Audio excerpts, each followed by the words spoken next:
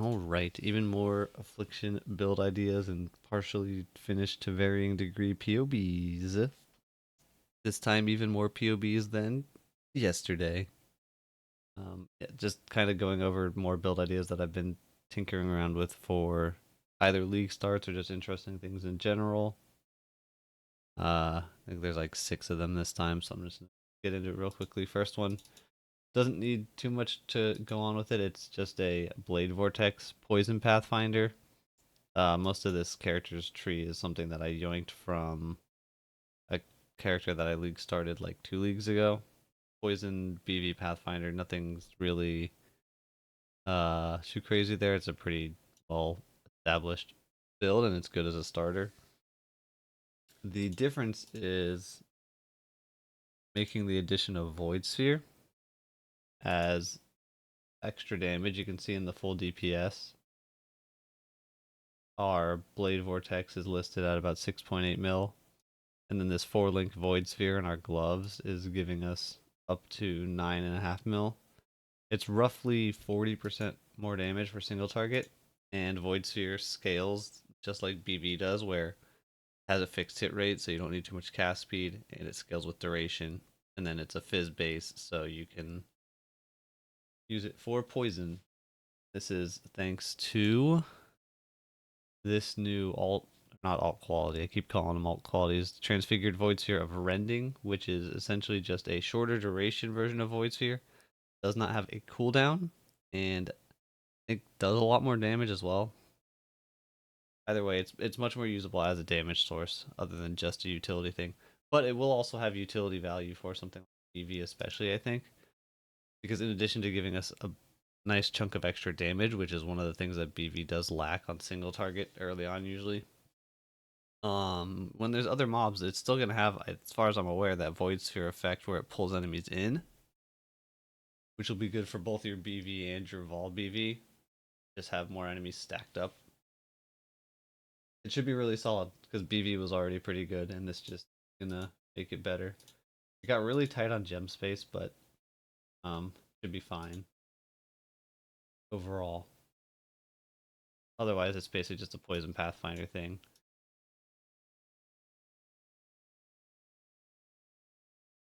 Yeah. Next, BVBB Pathfinder. This one is a Blade Blast build. It is a Blade Blast build with the Blade Blast of Unloading Transfigured Gem, which essentially works the same as current Blade Blast does, where you can detonate blades of your Blade Vortex. They've changed default Blade Blast. POB might show it. I'm not sure. No, POB still says you can blow up Blade Vortex. Default Blade Blast can't blow up Blade Vortex anymore. But this one only blows up Blade Vortex. It doesn't blow up lingering blades, but it does way more damage compared to current Blade Blast. If you were to do a BV Blade Blast right now, compared to this one, I think this one does like 3 or 3.5 times more damage or something ridiculous. And it gets a bit more AoE as well. That's pretty cool. But this one is again essentially the exact same setup as the last one, where it's just a poison pathfinder. I think I might have optimized the tree on this one a little bit more because I spent more time on this one because this was kind of the leading idea that I might try to start so far. Damage is good. And what's going on here is essentially we have 2 blade vortexes, both linked to unleash, and then spell echo is essentially just a faster casting. You're going to cancel the echo, but if you have 2 blade vortexes and they're both linked to unleash, they build stacks separately, so you can cast one of them, and like at super endgame, you would have Awakened Unleash, and you would have the Unleash Mastery, which would give you a total of 5 seals, which means you get 6 stacks per cast. And then the Blade Blast itself does by default before that, so you'd be getting like 7 hits per. It's a lot. It's a lot of hits, and then you would just alternate between them. So you'd cast your first BV, and then you'd Blade Blast it, and then you'd cast your other BV, and then you'd Blade Blast it, and so on. Um, I tested it in game with the current versions of things, and it works fine. It's really awkward to play currently because in current PoE you have to aim your Blade Blast on top of yourself every time, or else it won't detonate the Blade Vortex properly. But I don't think that's going to be the case with the new one because the new one is turned into a Nova spell, which means it just targets on top of yourself by default, so it should be fine, which is really good. And then this one I actually also put that new Void Sphere in the 6th link with our Blade Blast because it's slightly more damage than the other support gem options. I had Deadly Ailments. You can't actually run Deadly Ailments at the same time. That's stupid. But like, so if we look at the full DPS with efficacy, it's 12 and a half. If we look at it with Void Sphere, it's 13. This might lead to too many buttons. This build is actually, I think, very, very solid. Has most of the boxes checked off. It has good damage. It has pretty solid defense. I mean, for mapping, it has really good defense.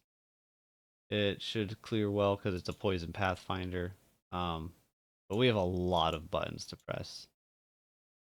Even though I think Void Sphere is more damage, and its utility value is still going to be good, where it can pull enemies in and get rid of corpses and all that. We might have to ditch it for just running efficacy, just because of the sake of button presses. Same thing. If I actually play this, like the shield charge might need to go because too many things to hit. Yeah, this one's very solid. Numbers on it are fantastic. I think like that one a lot. Uh, what started the Blade Vortex Blade Blast was a Sab build though, because Sabs have their trigger bots, and instead of like doing double unleashed Blade Vortexes to make your BVs, this one just has a Blade Vortex linked to Arcanist Brand, and when you hit Brand Recall with trigger bots, basically when you Brand Recall, all your brands get activated once. They get triggered once. Like if you had 5 brands that were casting BV and you hit Brand Recall, you'd get 5 stacks of BV, but Sab doubles it, so Sab gets 10. All you need is 5 brands out as a Sab, and you hit Recall, and you get a full 10 stack BV every single time, which is really good. I'm still not a fan of the rest of Sab overall. Like Explosive Expert's fine. Born in the Shadows is still good. 30% CDR here would be actually really good for this for brand recall because hey, it means we can brand recall more often. The only problem is brand recall cooldown is extremely saturated because we have like 15 here, 20 cooldown here, 50 cooldown, and like another 20 cooldown, and then the gem has like 40 cooldown, so it's like not as valuable. But this was like a really quick and dirty POB. I don't think it has much in the way of damage other than like I put on a really good but craftable weapon. And it got to 4 million DPS. And I think this 8 hits per second was basically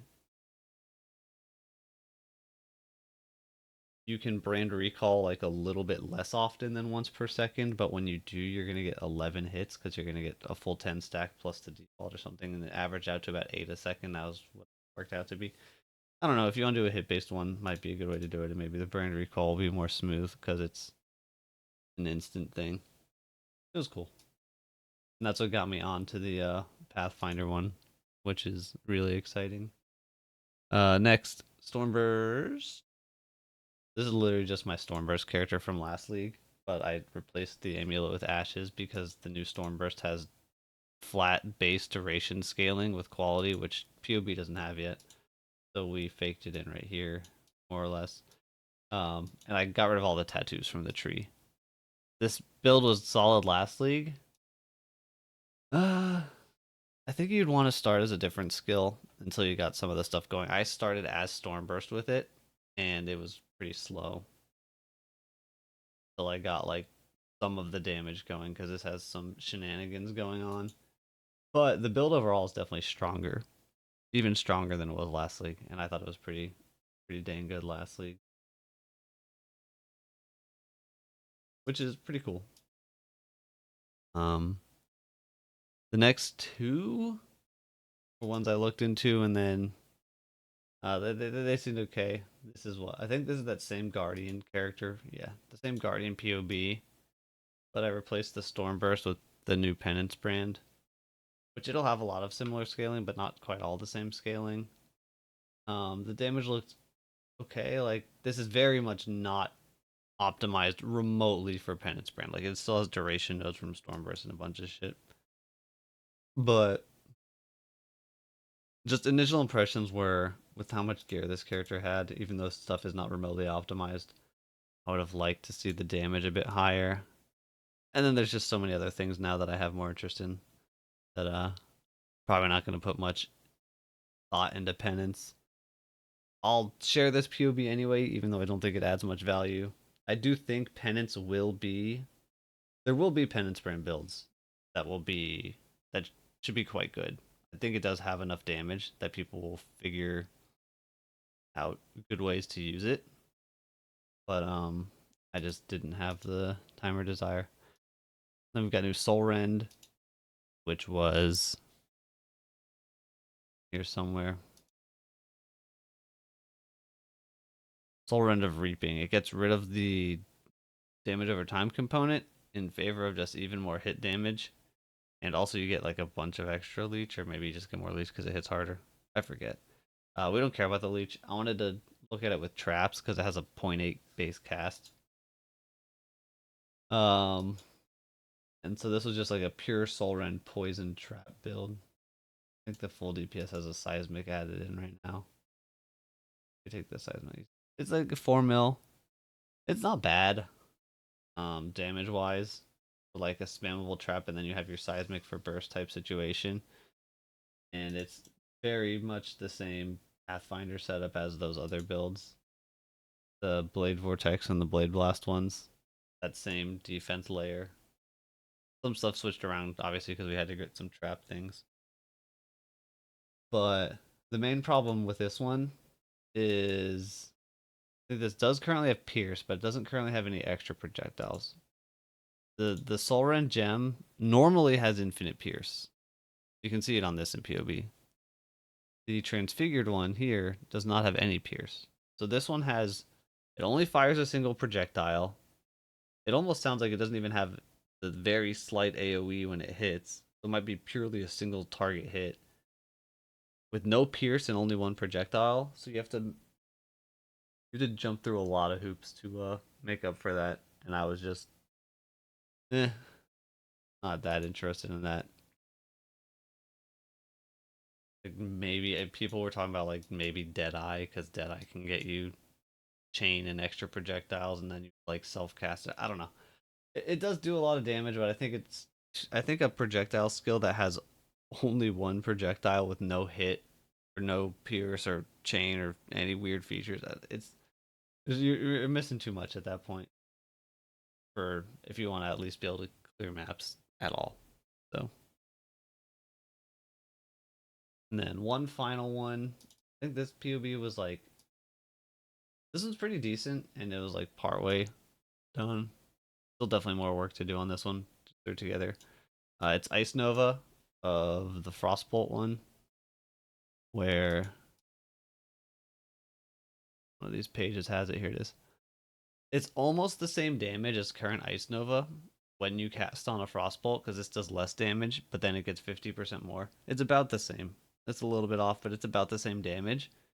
But the main difference is instead of expanding from up to 2 Frostbolts, it can expand from 4. So basically, you're getting twice as many hits because it's going to use twice as many Frostbolts. And all you have to do to make that is, if you were running less or multiple projectiles on your Frostbolt, now you could run greater. Not that hard to satisfy because Ice Nova doesn't consume the Frostbolts.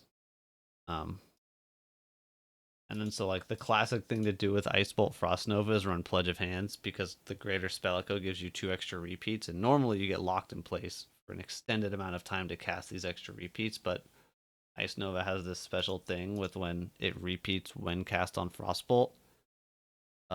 It does the repeats on top of the Frostbolts, but you don't have to stand there and wait for the cast, which is really good, really strong.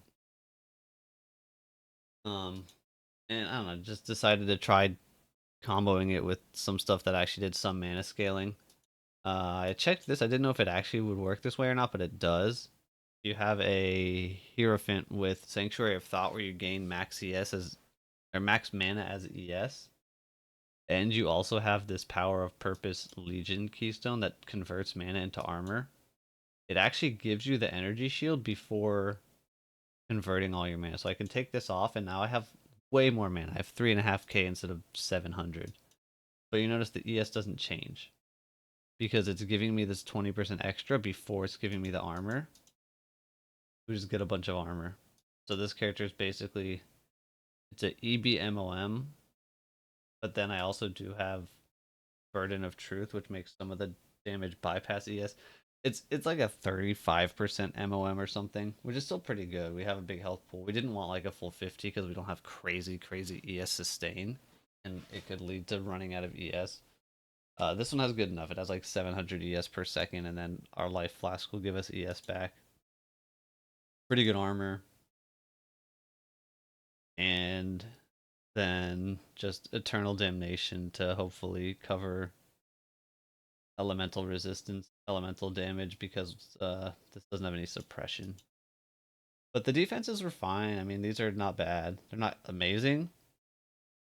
They're fine. The damage is decent, and again, it's like very not. I don't think I have any influence mods. Nothing particularly crazy anywhere. This has a lot of damage to optimize still, for sure. This one's pretty good though. The only problem would be in hardcore. If I take this Eternal Damnation off, I do not feel safe against like big elemental damage. And you're not gonna get one of these for a while, most likely. I might come revisit this one as like a second or third or fourth, later on build. But it's cool, and the new Ice Nova is definitely going to be quite strong with Frostbolt just in general, because it was already like not a bad thing, not a bad combo, not super popular, but like it was fine, and it basically got double damage. So that's cool. Yeah, and that's all the POBs. Yay! Um, I'm doing some more POBs for sure because they snuck this part 4 gems in here, and there's actually quite a few good ones in this. So there will probably be one more. There will be a part 3 tomorrow, most likely before the league starts, of some quick and dirty ones with some of these. But for now, that's all. That's the POBs. They will be linked in the video description. Thanks for watching. See ya.